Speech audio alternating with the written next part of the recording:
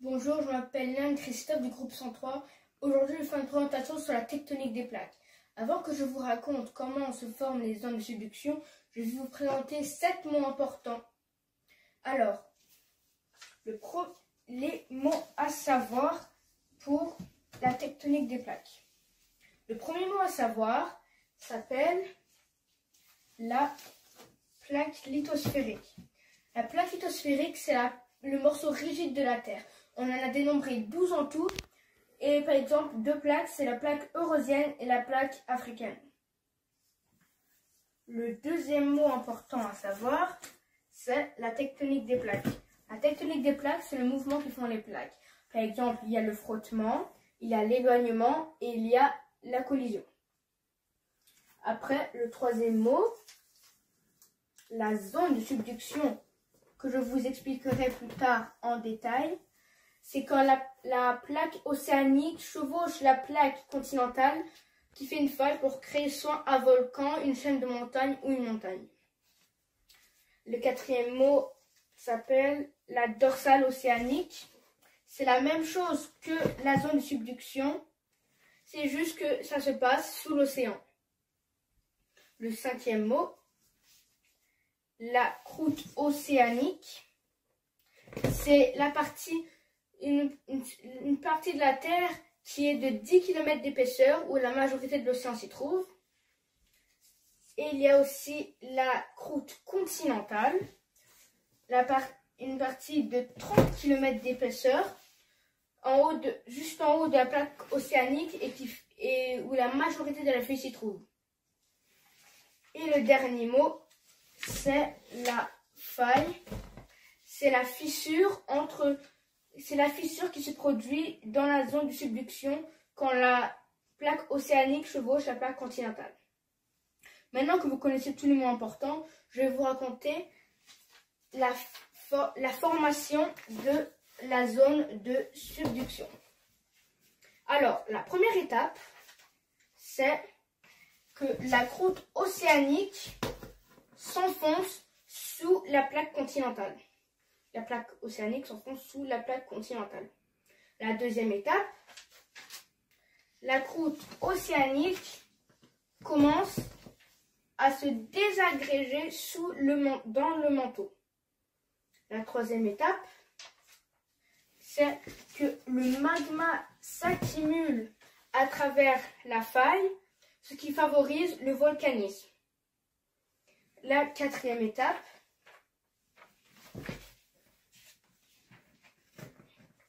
la croûte océanique continue de s'enfoncer sous le manteau et l'océan perd sa superficie. La cinquième et avant-dernière étape, les deux croûtes se rencontrent et la faille devient beaucoup plus grosse. Et la dernière étape, un volcan ou une chaîne de montagnes se produit quand les deux plaques ont terminé la collision. Donc voici comment se forme la zone de subduction et voici les mots à savoir sur la tectonique des plaques. Merci. Bonjour, aujourd'hui je vais vous parler de l'orogenèse. Premièrement, nous devons savoir c'est quoi l'orogenèse. L'orogenèse est le processus de formation des reliefs, mais particulièrement les montagnes. La première transformation est la collision entre deux plaques. L'image représente la collision de deux plaques qui plissent la croûte terrestre et forment des montagnes. Ensuite, nous avons la subduction. Cette image représente des croûtes continentales et des croûtes océaniques qui créent des zones de subduction. La subduction de la lithosphère produit alors une chaîne de montagnes qui l'on nomme cordillère. La subduction peut d'abord créer des volcans qui s'éteignent et forment une chaîne de montagnes. Prochaine transformation, les points chauds.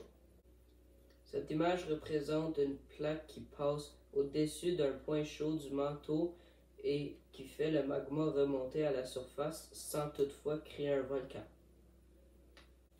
Le processus des points chauds peut prendre jusqu'à des millions d'années. Finalement, nous avons les volcans éteints. Certaines chaînes de montagnes sont des anciens volcans éteints dont la cime s'est érodée avec le temps.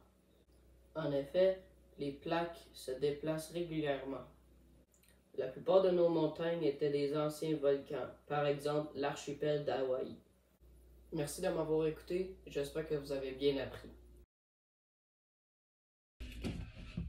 Bonjour, mon nom est Marguerite et aujourd'hui je vais vous parler des volcans. Des volcans, c'est un orifice dans la croûte terrestre où des matériaux solides, liquides ou gazeux provenant du manteau supérieur sont expulsés. Maintenant, je vais vous parler des étapes de comment se produit ou comment commence un volcan. Première étape, le magma se crée un chemin dans la lithosphère. Deuxième étape, le magma s'accumule dans la chambre magmatique. La chambre magmatique est dans le volcan, ce qui fait que la pression à un moment donné va augmenter. Troisième étape, la pression est trop grande, donc le magma est expulsé à l'extérieur. L'explosion est accompagnée avec un tremblement de terre. 4. Après l'explosion, la lave s'écoule dans la cheminée principale et de la cheminée secondaire. Cinquième et dernière étape, le volcan cesse ses activités, entre autres, et la lave durcit, ce qui forme un cône. Donc là, je vais vous montrer à quoi ressemble un volcan, entre autres. Donc, on a dit ici que la lave se crée un chemin dans la lithosphère. Donc ici, elle va venir ici et se créer un chemin. Ici, on a la chambre magmatique où ce que le volcan se crée, où ce que le magma se crée, où ce que la lave se crée, qui se réchauffe et la pression augmente. Ici, on a la cheminée principale. C'est où ce que la lave va principalement aller pour s'éjecter à l'extérieur. Ici, on a les cheminées secondaires. C'est après que la lave soit expulsée. C'est là qu'elle va s'écouler puis couler sur le volcan. Après ça, on a le cône. Le cône se forme quand la lave a durci, comme je vous ai dit dans les étapes. Ici, on a la coulée de lave. C'est donc quand que le volcan la magma est éjectée, ça tombe et là ça coule, ce qui s'appelle la lave. Ici, on a le cratère. C'est le trou où le magma va s'éjecter. Et ici, on a quand que le magma sort de la croûte du cratère, ça forme des gaz et de la cendre. Voici une éruption volcanique. Bonjour, aujourd'hui je vous parle du tremblement de terre. Un tremblement de terre, c'est aussi appelé un séisme. Un tremblement de terre, c'est à cause des mouvements des plaques tectoniques qu'on va apprendre un peu plus loin. Puis, une éruption volcanique qu'on va aussi apprendre un peu plus loin. Le foyer, c'est le point d'origine du tremblement de terre. L'épicentre, c'est l'endroit où on ressent le plus le tremblement de terre quand ça fait surface.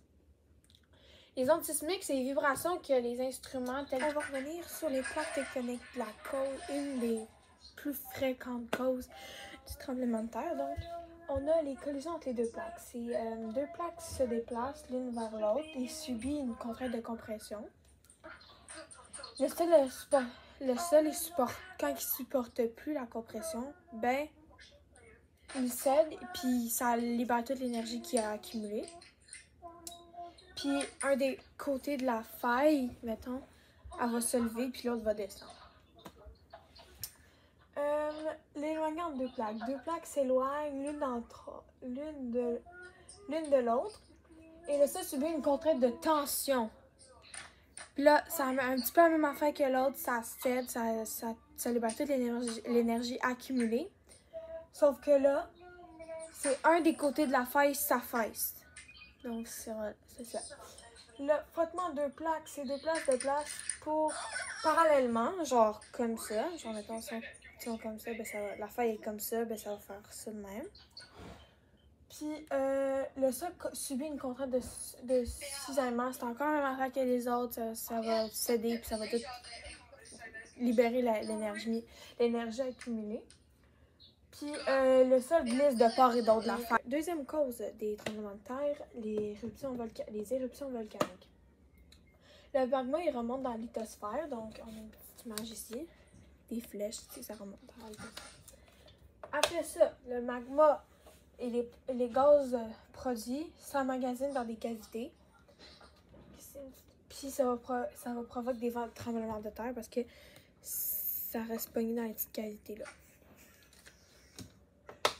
La pression est tellement forte que ça va faire... Le magma, il va être expulsé à l'extérieur du volcan. Un tremblement de terre sous-marin, c'est quand des plaques tectoniques sous-marines se déplacent, genre se fonce dedans, s'éloignent ou vont se frotter l'une sur l'autre. Ça va créer un tremblement de terre. Sauf que là, ça va créer un tremblement de terre sous-marin puisque c'est sous l'eau. Fait que là, ça va faire des secousses. Si le tremblement de terre sur l'échelle de Richter est plus haut que 5, ça peut créer un tsunami. Bonjour, aujourd'hui je vais vous présenter la section 9.5, l'érosion. Tout d'abord, il y a 4 types d'érosion. Le vent, l'eau, les êtres humains et les glaciers. Je vais vous dire étape par étape de chaque agent d'érosion. Par exemple, l'eau. L'eau, il y a 3 étapes. Il y a en premier des rivières s'éloignent d'une plaine. Ensuite, la deuxième étape, c'est peu à peu, des rivières creusent leur nid, brisent et transportent des roches et des rivières. Puis la troisième étape, c'est après de nombreuses années, la plaine disparue pour faire place à des montagnes et des vallées. Maintenant, pour les glaciers, la première étape est le glacier avance lentement. Ensuite, le glacier arrête d'avancer. Et la troisième étape est le glacier retire et laisse des roches qu'il transporte. Donc, dans le fond, ce qu'il fait, c'est que le glacier avance. Ensuite, il arrête d'avancer, il laisse tout ça, puis il remonte à la fin. L'avant-dernier agent d'érosion est le vent. La première étape est le vent soulève le sable et le transporte plus loin. La deuxième étape est le sable détruit les végétations.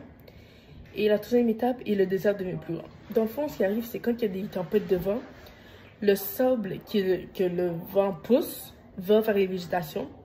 Le sable, évidemment, il détruit les végétations.